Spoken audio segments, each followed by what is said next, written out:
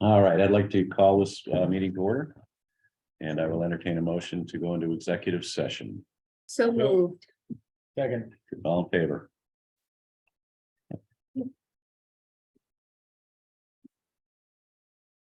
Chair now. Sure.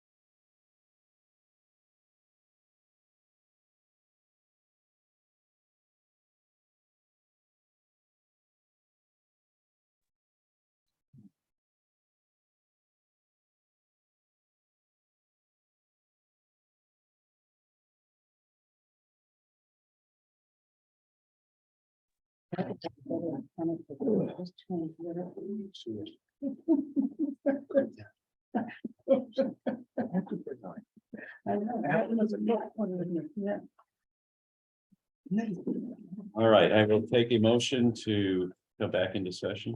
So All in favor? Second, thank you.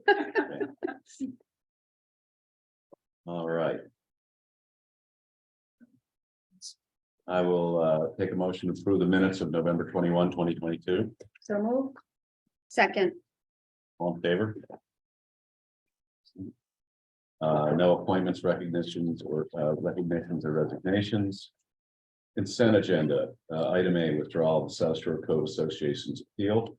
Item B, municipal solid waste will continue bypass the Hamden processing facility from November 28 to December 4, 2022. The Municipal Review Committee, item C, MRC held another virtual special board of directors meeting on Tuesday, November 29. MRC update, item D, MRC update on the closing of the partnership with the investment group led by Revere Capital Advisors. Item E, MRC's announcement of their annual meeting on December 14, 2022.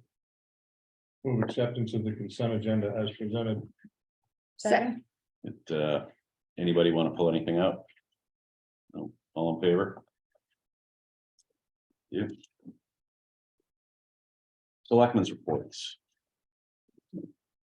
I have one thing, I'm gonna propose again this year that we hold the annual town meeting at the neighborhood house instead of the school. I think it's a more comfortable, friendlier atmosphere. It holds 230 people. The neighborhood house likes to serve food at the town meeting and said it's a lot easier for them to do it at the hall than to cart it all over to the school. Is the town meeting on the 2nd this year, next year? You look at May's calendar, I think The it is. first Tuesday, Yeah, well, is the Monday before it. the Monday before it is the first. Is the first, then it should be, yeah, the first.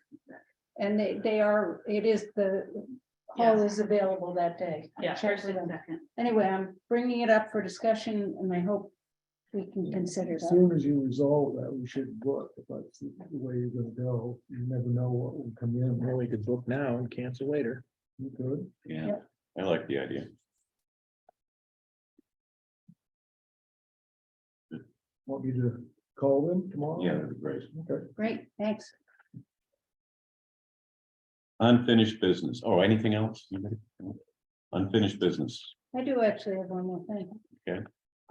It's very generous of Mr. Butt to send the turkeys and hams to town employees, but I really miss the holiday party. It's too late this year, but I hope that next year, if no one else comes forward, that the Board of Selectmen could consider giving a party for the town employees. I think it would be a nice gesture. We could do it the nor'easter maybe, and just bring people together. I know that smaller dinner we had for you last summer was really, it was Fun, really fun for everyone, and I think it was a good morale booster, and I think doing that for our employees would be a good thing to do. We have contingency. Yeah, we have Yeah. some, wouldn't be expensive. No, we could keep Yeah. it simple. I like that idea. I do too. As the time goes, we can start making those arrangements. It'd be fun. All right, anything else? Unfinished business, consideration of a rowing dock at Pond's End. Charlie. Thank you. For people that don't know me, I'm Charlie Ray. I moved to Mount Desert 18 years ago from Southwest Harbor.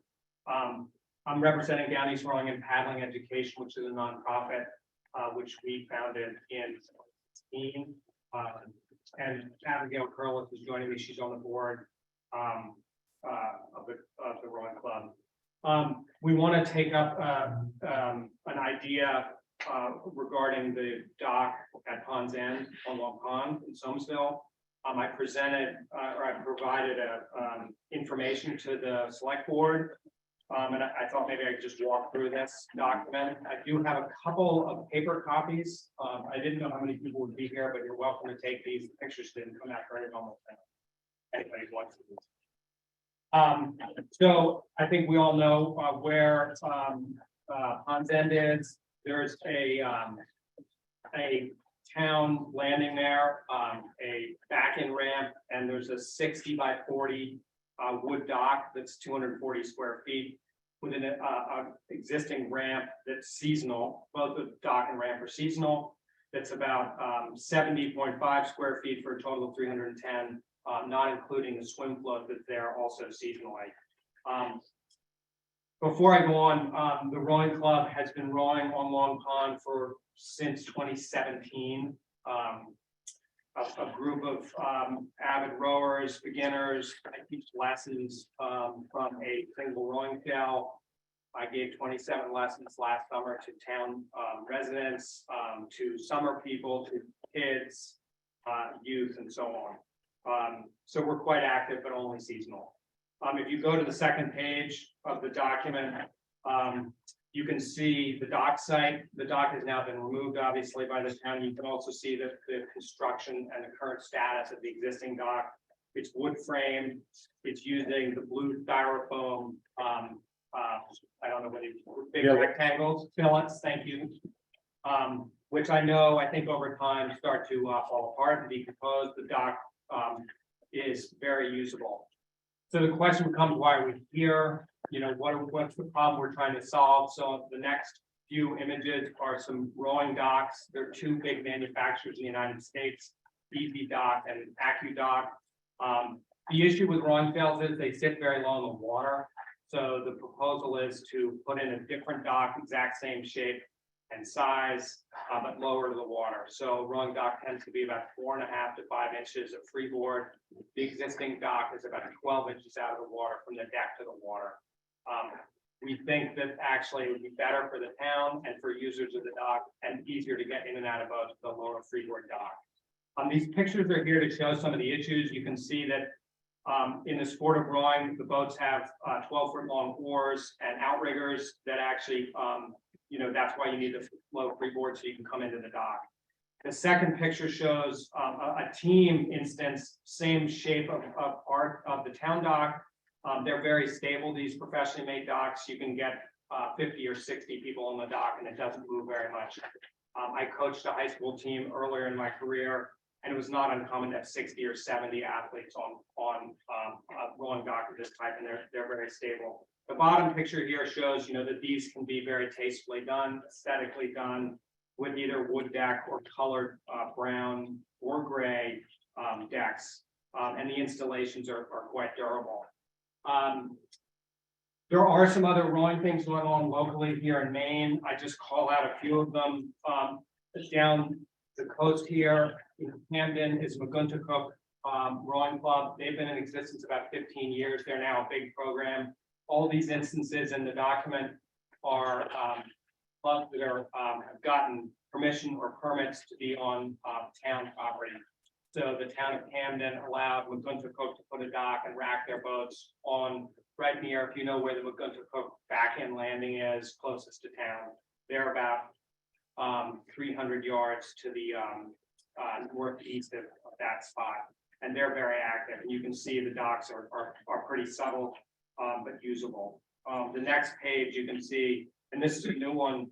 I was surprised to see Lewiston now has a junior rowing club that's on the Androscoggin, right in the center of town, below the dams, which is a little bit unusual.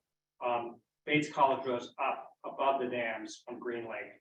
And then the bottommost one is Mary Meeting Bay Rowing. That's one of these docks that is on Androscoggin below the dam. And they have active programs now for youth and adults at both Mary Meeting and Lewiston, as well as McGuntacook.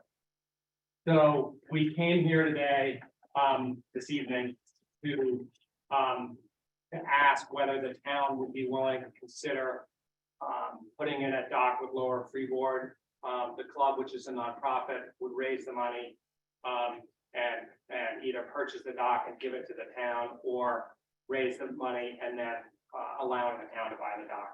We recognize that this is in resource protection, and Kim emailed about this and acknowledged that the dock has to be the exact same size, for any permitting. I will say, and, I'd be glad to answer questions, some of the other issues, I think folks know that, the Pond's End and that part of, Long Pond can be quite busy. We actually, row from dawn until about 8 AM, and it's really unusual for us to see, the busyness of the pond. We actually intentionally stay away from, anytime after 8 in the morning. We occasionally will go out at sunset, but it's not that common. That's really a weather-driven factor for us. Many of us work as well, and so we go out before work. It's also when the wind comes up, rowing is just not viable in the pond, especially in the south breeze as well. So we feel that we're pretty good stewards of usage of the pond.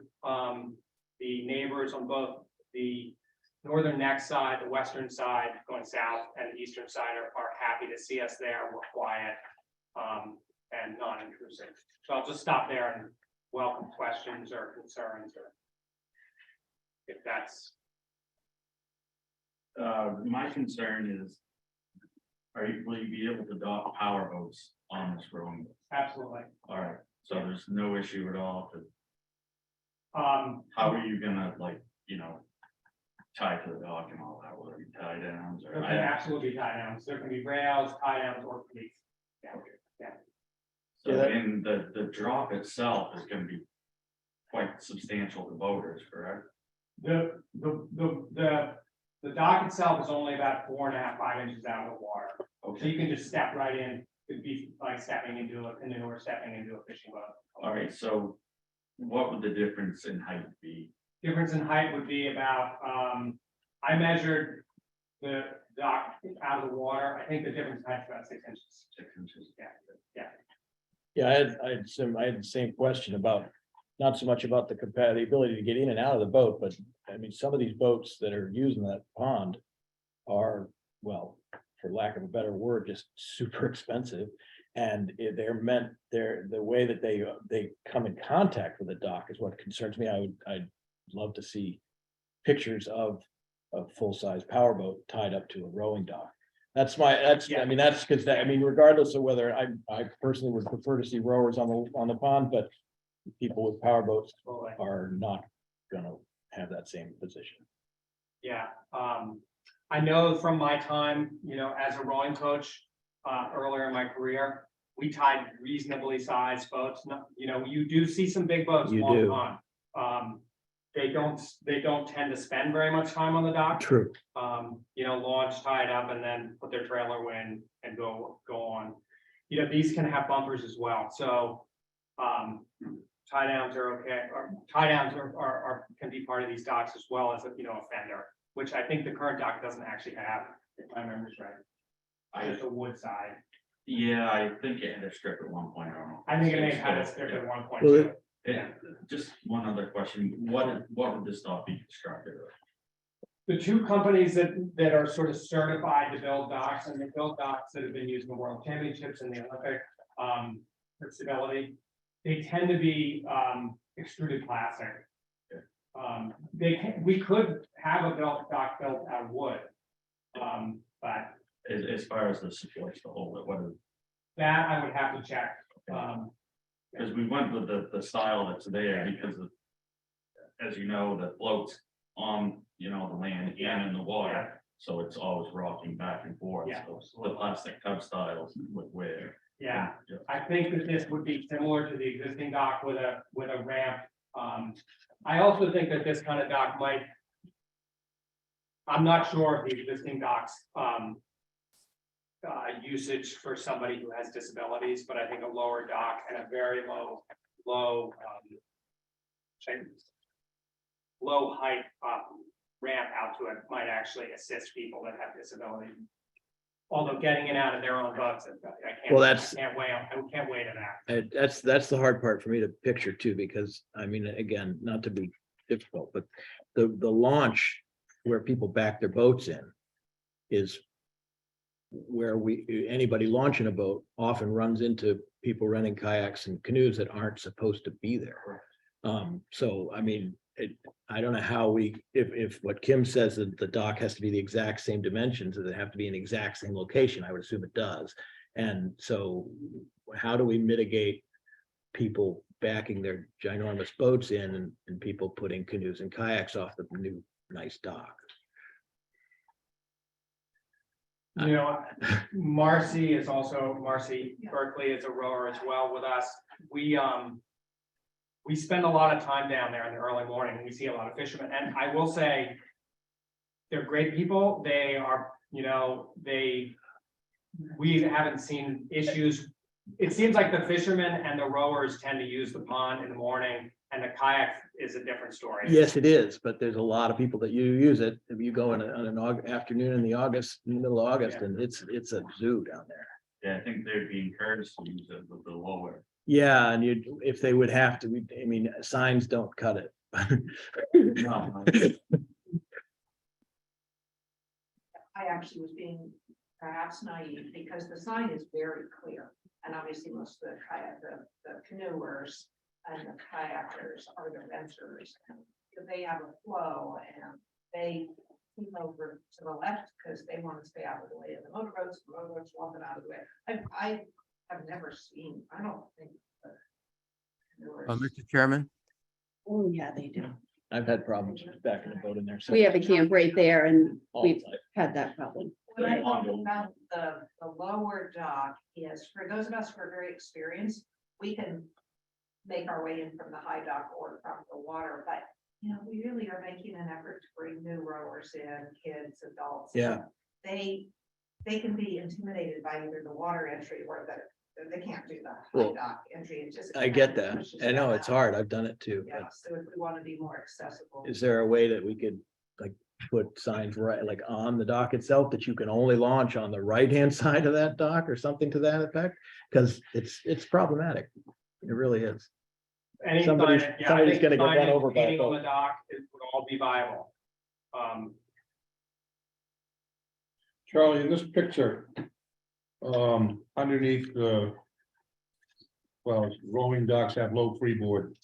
There's a small photo with two docks, one going off diagonally to Yeah. the left. Is that the dock that you're proposing be placed there? Well, no, I mean, this picture, Rick, the Yeah. bottom one with the Yeah. two, that's just an example of, you know, I think they can build to be aesthetically acceptable, so they're not obvious with the brown, and I wanted just to show a finger dock. I think the one to the right of that picture is about the size and shape Of a current, of the current dock, and I will say the manufacturer who I'm in touch with, they'll build the dock exactly to the specifications of the existing. my dock. question, I guess, is where is your vision of putting the dock? To the left of the current dock or to the right? No, No, I think we put it in the exact same location as the current dock. Has to be. This would be a replacement. I think it Oh, has so to there's be. still, Yeah, I there's think it one has- dock there. Yeah. Oh, I thought there were gonna be two. No. I think Kim made it clear that under Gotcha. resource protection, no expansions. Okay, True. well, that clarifies something for me. Sorry, yeah. I'm sorry if that picture was misleading. That's not the current, yeah. I was trying to show a dock within Yeah, the sort of Yeah. general look and feel of what we have now. Mr. Chairman, Okay, who's speaking? That's- this is Lincoln Milstein. Okay, go ahead. I'm trying to find in the packet all the material that the speaker said is in the packet, but I don't see it. It's under old business. Well, actually, in the agenda says the doc is under unfinished business. Yes, the same idea, unfinished business. Thank you. I see it now. Thank you. but basically, the only fundamental change in this whole process is reducing the height of the dock from what is currently 8 to 10 inches, maybe 12 inches, down to about 6 inches. Other than that, the ebb and flow of who uses it, when they use it, and everything else will remain substantially the same. Right. I think it's a great idea. And I think bringing in, I mean, I've been over there those mornings, you guys are silent. And bringing in more that's what the Pond's End is supposed to be for. So I do think, you know, some extra signs to try to keep those canoers and stuff on that other side and patient people, like you said, when we launch our boat, we wait and move people out of the way and we launch the boat and load her up and take it away. You don't sit tied at that dock. So Kind of like riding a horse, And just mount on the left. it may just, like you said, it might help for people to get in and out of, boats that might not have been able to have that opportunity. So I think it's a great looking thing and So we need to, So you're endorsing them going to the planning board. and So if the planning board comes up with a successful application on their behalf and make a plan to accept that. for the warrant. Yes, yeah. No. I would add just that as the last, because we don't really know about, I know people don't spend time tied up at the dock, but I would definitely encourage some significant padding of some sort. Because if you're coming in with a boat that's high and it's any sort of chop and we start gouging up somebody's, all of us are gonna end up in a meeting that we don't want to be in. So protect those expensive boats and row all you want. Great. I would move an endorsement from the Board of Selectmen, that they go forward with their, presentation to the planning board. Second, All in favor? Yeah. Great, thanks, Good with Charlie. that.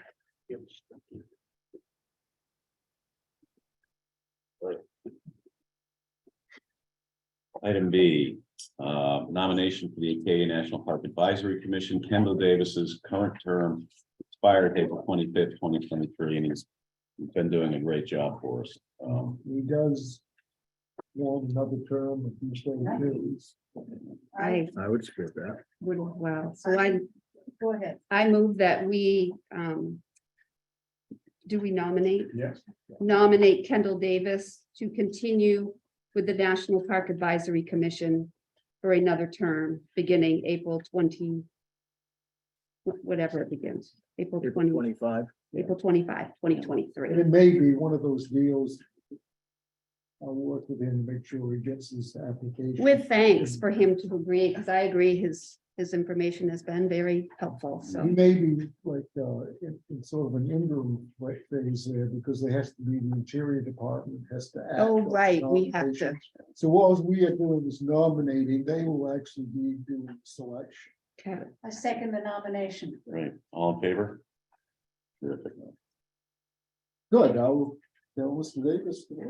Good. Consider item C, consideration of Public Works Director Tony Smith's request for additional funding in the amount of $87,205 for construction contract administration and inspection services being provided by our project engineer Haley Ward for the Main Street Improvements Project identified as project 3000039 and as described in his December 1, 2022 memo to Town Manager Derlin Lunt, with said funds being taken from the savings and costs between the original design approved at the May 2018 town meeting and the one presently under construction resulting from the September 2018 special town meeting with a current balance of $540,189, which, if authorized, will leave a remaining balance of $452,984 in the savings.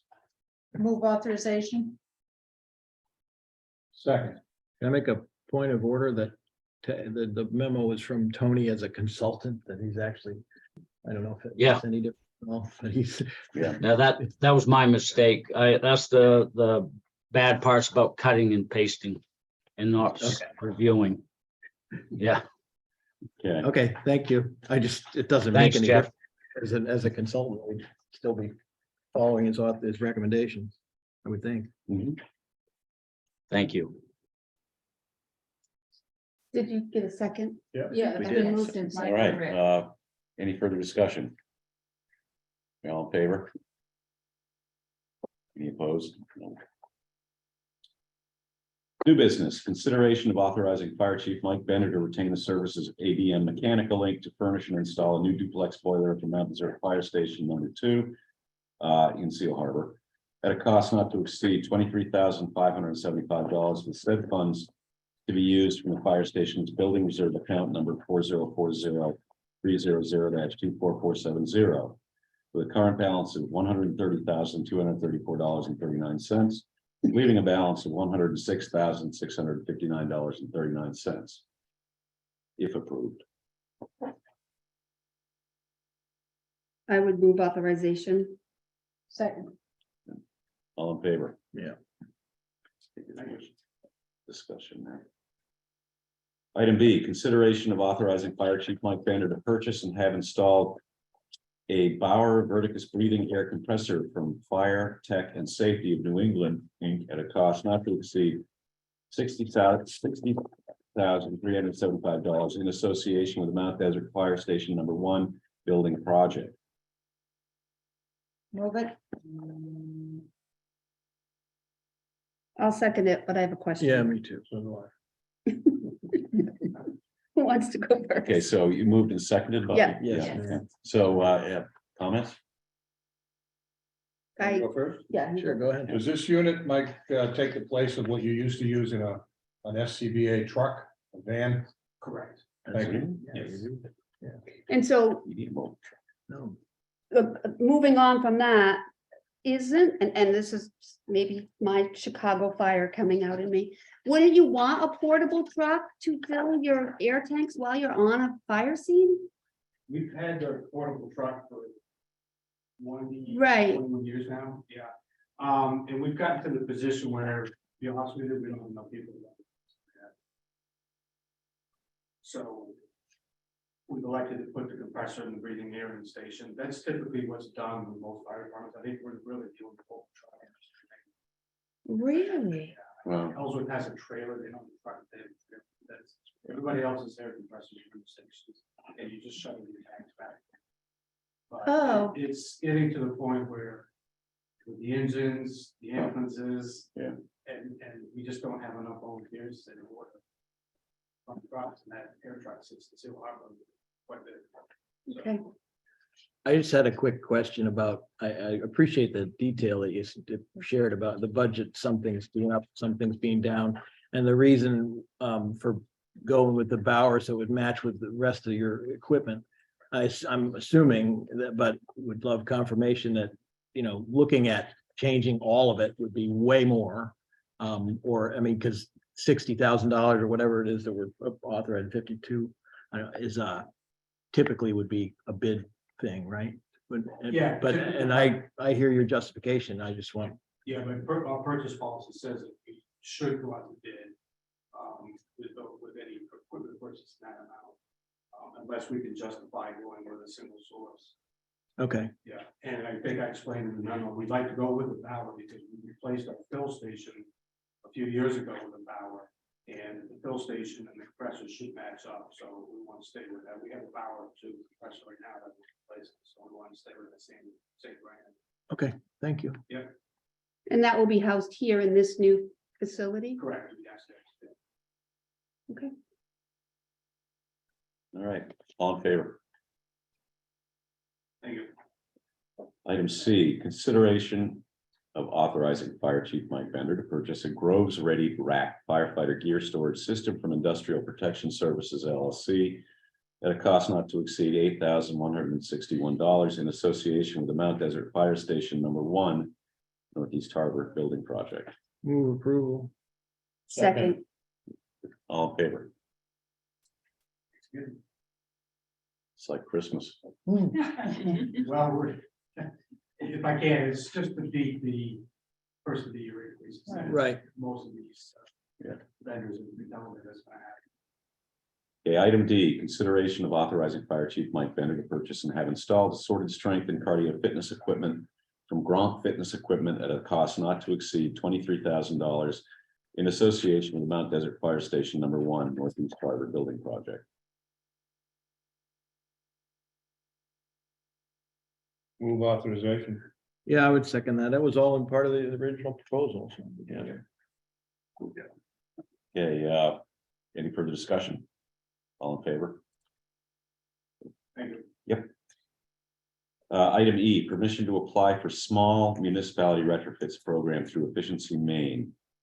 I'd like to try to get a couple of heat pumps if we can for the marina area, one for the visitor center and one for the harbor master's building.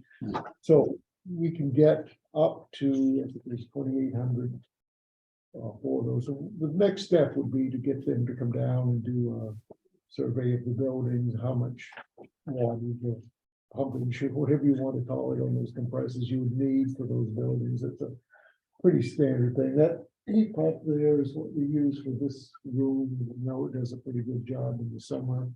We have them all through the town office. You've got one in wastewater, I think. You've got one highway garage down there. So these are pretty efficient units, and they tend to do the job. You might say it sounds kind of intuitive on having air conditioning sort of unit at the marina right on the water, but we have a portable unit in the harbor master's office right now because it does get fairly warm in there. Rick knows better than anyone. He's worked in, and when I go in to visit in July and August, it can be pretty uncomfortable. Yeah. Overall, and then the visitor center probably ought to be cooler than what it is as well. So it's something we, you know, again, before we, you know, all I'm asking for is permission to apply. Sure. To come back with information, and we would have the ability to say, well, it sounds a good idea or a bad idea, but this is just the first step. So should we make a motion to give you that permission? Yes. So I would move that we authorize Sterling Lunt permission to apply for a small municipality retrofits program through Efficiency Maine as described. Second. Good. All in favor? Thank you. Okay, item F, conflict of interest of boards and committees, legal opinion. Everyone? Yeah, you asked me the last time to get a general opinion on boards and committees, all boards and committees, about potentials, conflicts of interest, bias, et cetera, et cetera. The main question that was asked and you brought up in sort of a global context is people, whether or not, if they have conflicts of interest, should they serve on these boards and committees? And the answer was unequivocally yes. There's no reason that they cannot serve on those. However, they probably need to do a better job across the line of disclosures of biases, conflicts of interest, et cetera, et cetera. So that is kind of what the legal opinion says. What I would like to do. Well, you said it so much quicker. Well, what I'd like to do is to have all, and I've talked to our new human resources director. I would like to beef up, because I don't think we have a code of ethics in place for the boards and committees that covers such a thing, and we really should. That's a pretty standard procedure. So I would like to get your permission to go and work with him to have him develop that, and then we would carry that across It's great. to all the boards absolutely. and committees. He would also recommend that training be done for these boards and committees. It doesn't have to be a training where people all have to come and sit in a room. There's a lot of these things that are online that you can watch and sign off, but he thinks that's probably a very good idea, and most towns and cities that have boards and committees do have ethics policies in place, and that does protect the community and the volunteers. I think that's a great idea. Yeah, I would say, I mean, even in addition to establishing a code of ethics and a policy and make it training available, I would want, because a lot of people serve many years on some of these, I would think it should be an annual, like, signing off that I've read it. Yeah, I'm asking Something about the like that. particulars, Yeah. Jeff. I mean, I just. Yeah, no, I I just think laid it's out the great. general concept. Yeah, I think it's very enthusiastic. and Good. thought we should do it, so. I will proceed. It'll take a little bit of time to draw that together, but not too long, I don't Right. think, because these things are, you don't have to reinvent. No. Right, They're pretty standard. Yeah. yeah. So it's a matter of doing it. So I think that would be a good idea, and that might cover some of the issues that we've been having recently. Very good. Yeah, Thank you. We're doing any motion. Right? we've Well, motioned no, to- you just tell me it's a good idea. I think it's a If very you good want to idea. establish that. Yeah, it's a good idea. You go there. You would like code of ethics established with all Absolutely. volunteer boards. So I would suggest that we have a code of ethics, have Derlin Lunt look into a code of ethics process for us to move forward with our committees within the town. Second. Sure, second. Yeah. All in favor? Thank you very, very much. Thank you. I start working on that tomorrow. or the next day. And in reference to committees, I think it's important that all the committees have a chairman and Yes. and have regular minutes that are delivered to the Yeah, I think, public. I don't think Absolutely. there's too many out there that don't, but we'll, the Maybe ones that just don't, We we'll. can check, yeah. We'll check to see which ones need to actually establish that, and at their next meetings, we'll have them do that. Great, great. Yeah, a couple of And meetings. I just want, I mean, I'm aware of this, but I don't know if everyone is that it's, you can go to any committee meetings you want, and the public can, and they're all listed. And if you sign up, you can get alerts so that you find out when the meetings are going to be, and then you can attend now by Zoom as well as in person. So it's, you know, any citizens, whether they're on the committee or not, can show up and, We have be a there. pretty robust list of people who signed up for ours, which is good. yeah, So it's interesting. And you can see what's on the agenda. it's helpful, I think. Yeah. Again, And that's done by going to the town website and Yeah. doing it through. That's that. right. Okay. Phil, So I realize that all meetings are public because we are a municipality, but what about when we do have a Zoom meeting? I often ask when I'm the chair, to ask everyone to identify themselves. Is that part of the, is that an okay thing to ask? And that's me as the chairman asking people. Do you mean, Phil, when they're speaking or just in the beginning Well, I of the welcome meeting? everyone I know it's difficult to tell who's joined and who's not joined, but you know, if you do speak, I think everyone identifies themselves, but often we've had people on our calls or, you know, on the Zoom call that don't identify themselves, and it makes it unusual, I think. well, there's no reason Right here, to, you can see everybody in the room. Right. And I think that's something that makes everyone comfortable. But again, chair, you know, it's very difficult when we were doing them on Zoom, where here you are trying to run a meeting and also pay attention. So I've asked as the warrant committee to always ask people to identify themselves. there's nothing wrong with that. I know the board likes to know who's. Yeah. When they're speaking, so I think that's just it's not a matter of legal. I just see it. It's a courtesy and it's a. Well, it's an for you, efficiency. taking minutes Yeah. and making sure you have all the people present at the meeting. So, I would also, I mean, I know that with Zoom in particular, trying to be the chairperson and the Zoom operator is a challenge that it might be smart to have somebody driving the Zoom that's So separate. you're all very lucky to have.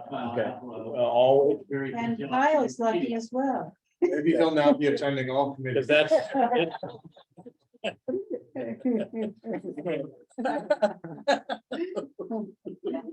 He has, there have been times I've asked Kyle and he has helped out in this meeting, and so it's always appreciated. But I hope to be in person as much as possible, because again, it's like the eyes. Much better. Thank you for all backing up that common courtesy. My pleasure. all right. Any more comments? So we're gonna move on to item G. Review of the general fund and marina capital improvement plans, proposed funding for fiscal year 2023 and 2024. Last year, we took some comments about trying to make the document a little bit easier to understand. yeah. It's a fairly complex document, as you know. I think Jake has done a great job of working with that and trying to make it into a format that more people can read and understand. And so he's going to walk you through those changes. And The problem is that this is actually pretty complicated and it's hard to simplify it and retain the value that you're trying to.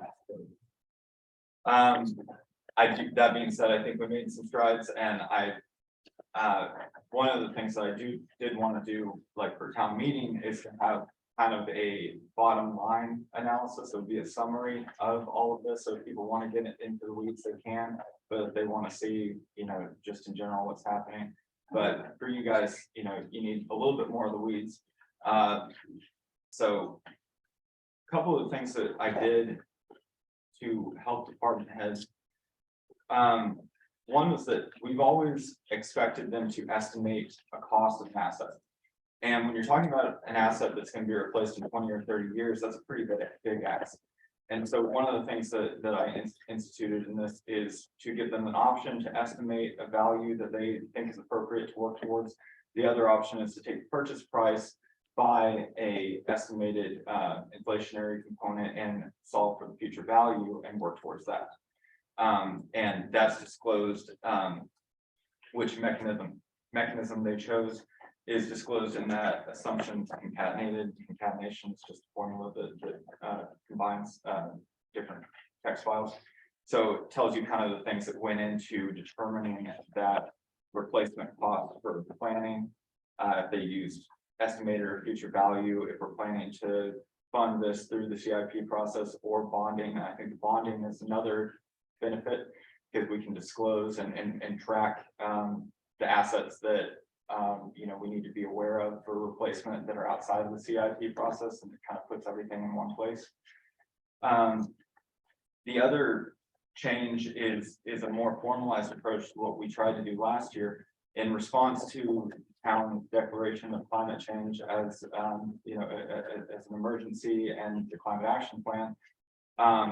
When we started these discussions, there's a desire to invest in renewable assets and electric vehicles and those kinds of things. And the thing that's always been coming up is, well, they cost more money, and we've been planning for this amount of money. And so if a renewable energy version of an asset is applicable, there's now a way for department heads to kind of plan for that and to fund towards that. And it also gives us a metric that we can look at when we're evaluating where the market is to see if our planning is on par with actionable investment. So if we're seeing 70% premiums on renewable vehicles in the market, and we've been planning for 10, that may not be actionable. And that 10% can be adjusted based on to what degree we value the declaration and the investment towards this, because obviously the higher percentage we go, the faster we get there, but the more it costs. But does that also take into account the amount of money that it would be saving the town? That would be a secondary analysis because this is going to be purely in terms of cash For the outflow. cost, yeah. And that is something that when we were having the discussions of the climate action plan, that we'd like to implement at some point some kind of procedure or spreadsheet or something that could do that analysis so that when we say, we're expecting a 10% increase, but this is the cost savings we expect on the appropriation side. As of right now, that's not an implemented procedure. What I can say is stuff like the fire engines where we're seeing, I think, like 100% premium on electric vehicles. It's clearly not actionable at this time. We're not going to save enough in gas to do that. So seems like this percentage-based approach at least gives us a target and something to compare to in the market, but it could absolutely be improved upon.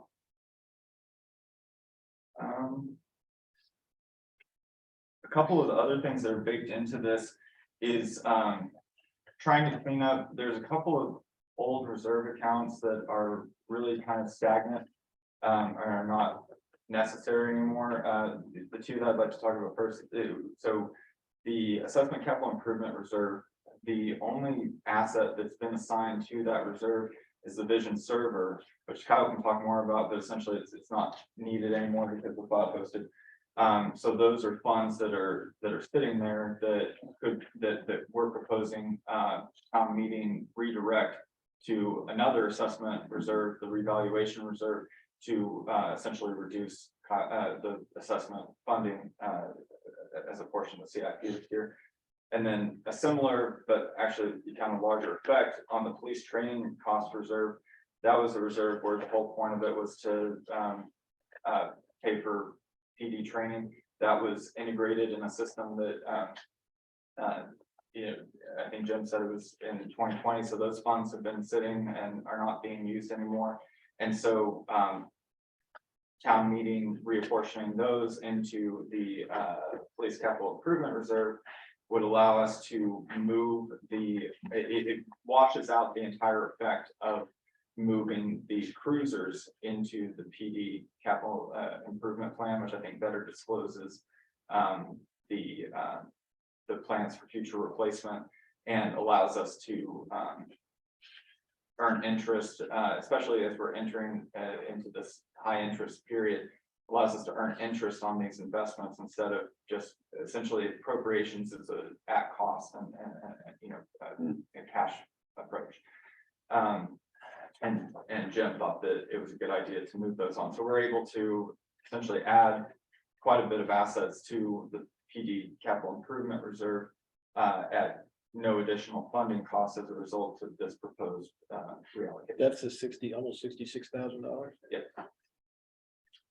And then the other kind of change that would again require town meeting approval is the town manager telephone reserve, as you can tell, is a very tightly defined reserve account.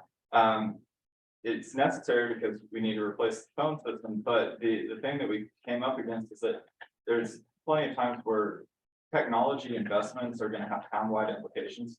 And so it seemed appropriate to broaden that reserve and to move, and I think Dave can talk more about the scope of this project, but this came about as a result of the virtual desktop project that had been planned for in the police department for quite a while, and in accordance with the sharing and the shared department.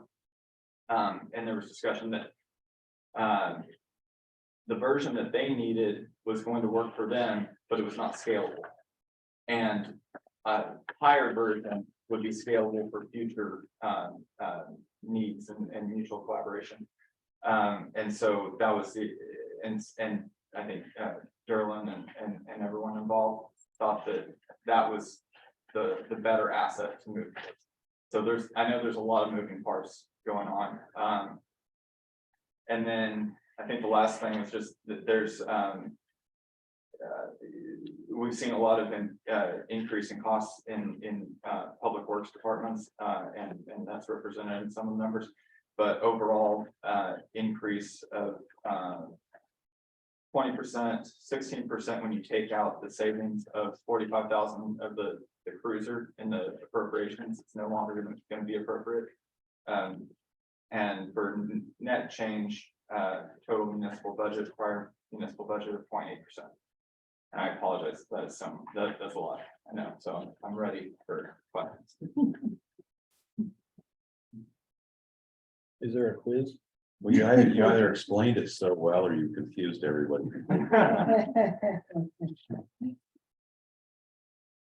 It's trying to make it a little bit more future oriented.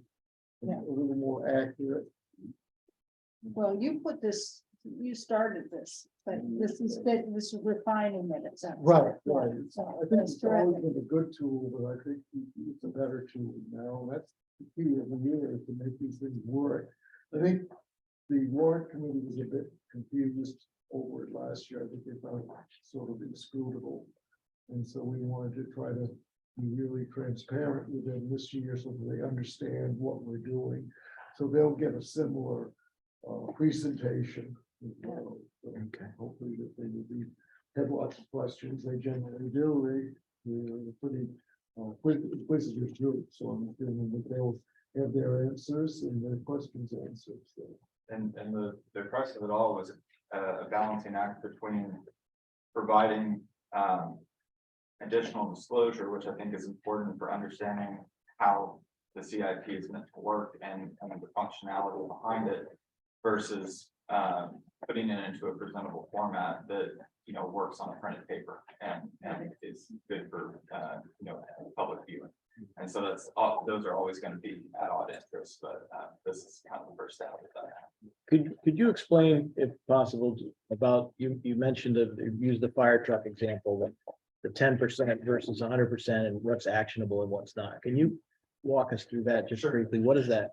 Talk to me a little more about. Yeah, so actionable in that context is not going to be a perfectly defined word, and it's not really for me to define. At the end of the day, it's going to be it's a political decision as to when we look into the market and see premium of 10, 20, 30, 40, 50%. That's the professional judgment analysis piece. The other piece is what Martha hinted on, which is that it would be great to have a more defined tool that would allow us to analyze savings that are associated with. Right, yeah, no, that makes sense to me. And that could also give more context as to when something becomes actionable as well. And you talk about 100% premium, that means that the fire truck that's electric is twice as expensive. Correct. Okay, yeah, that's Oh, really yeah, the sorry. part that I wanted to make sure I understood, but I thought, but it didn't, you Yeah, know, and I think that's right. It's pretty good. well, whatever. It's, I think it was 850 for the rail line, 1.5, 1.6 mil. Yeah. But I mean, the percent is like how much in addition we would be willing to pay out in order to get a more climate friendly, okay. Yeah, And well, and then finding a metric like Martha mentioned, beyond, I mean, in my opinion, there's metrics to measure the value of moving in the direction of electrification that are beyond the savings in just dollars. And And that's- that's sort of that's the political that's the part of it, yeah. piece of where you put that. Because you have to, everything's got to be known. I know. I appreciate the monitoring of the CIP to the point where you uncover the fact that vision is no longer needed. Redirect that pile of Yeah, money to a different source. That's a The police training money can now go toward the cruiser line in the CIP. To me, it points out that the CIP is a continual living document that isn't just memorialized in the line items that are in it as a savings account for the town's taxpayers to just keep throwing money into, that it is examined, things are shuffled around to make it make more sense every year as we go forward. So I appreciate your diligence in finding those kinds of things and making those recommendations. Thank you. You're here. Thought that was a very good, Very good. nice piece of work. Absolutely. It was a good tool, it's becoming a better tool, I think, every year, and that's the key. Yeah, great. We're not gonna get quick on these tiny little numbers. No, and We're gonna get great. big numbers. we're just gonna start. So, and I can talk a little bit about marina if you guys want to move on. Yeah, Marina is a little bit less interesting. It essentially it's a much smaller I guess level of activity going on, and so you see larger fluctuations in percentages based on, especially in the last year, we saw increased costs, and there were, I think, a few assets that came in a little bit above what you planned for, and that's the living document piece of this. But overall, it's a little bit down from historical funding, so I don't think there's a whole lot to talk about there. But I did try to take similar steps. It's closed in a very similar manner. And the same option that I discussed about, giving John the ability to try to estimate things via future value, stuff like that, it was available to him. And I think that piece will become more valuable the longer that these live on. The initial approach, I think a lot of people felt more comfortable sticking with their estimated numbers and just reviewing whether or not they still believe those to be appropriate. But when we're buying something that's 30 years out, I think that was where the department has felt really comfortable, and from conversations I had, seemed to be happy that they weren't expected to pull a number out of the hat and try their best to guess what a truck's going to cost in 2045. Good, That's good. Good. Thank you, John. thanks. okay, right. Anybody have anything else? All right, then I guess we'll move on to warrants. Treasurer's warrants. Approval and signature is shown, town invoice AP 2336 in the amount of $426,882.16. Move approval and signature. Second, All in favor? State fees and payroll benefits, AP 2334. AP 2335 and town payroll PR 2312 in the amount of $246,925. Signature, Second, All in favor? One extension. Okay. School invoices, school payroll PR 11 in the amount of $175,032.53. move acknowledgement. second, All in favor? Motion to adjourn. so moved. Second. All in favor? Everybody second down.